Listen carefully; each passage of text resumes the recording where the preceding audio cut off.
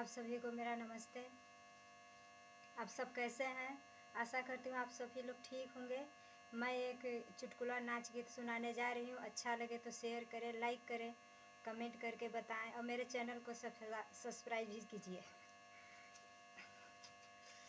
अंगुली में कलमियाँ गड़ी गड़ी जाए, अंगुली में कलमियाँ गड़ी गड़ी जाए, अंगुली में कलमियाँ गड़ी गड़ी जाए।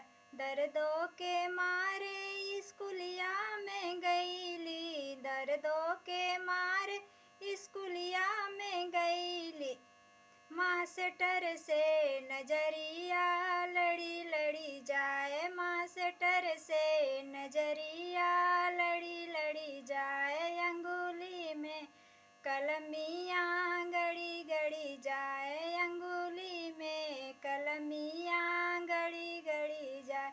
दर्दों के मारे बगीचा में गईली, दर्दों के मारे बगीचा में गईली। माली से नजरिया लड़ी लड़ी जाए, माली से नजरिया लड़ी लड़ी जाए, अंगुली में कलमियाँ गड़ी गड़ी जाए, अंगुली में कलमियाँ गड़ी गड़ी जाए।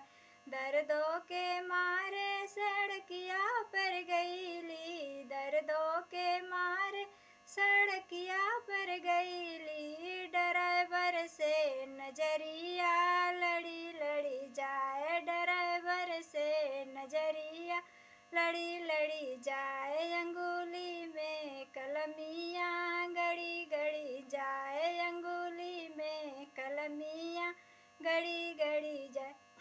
धन्यवाद।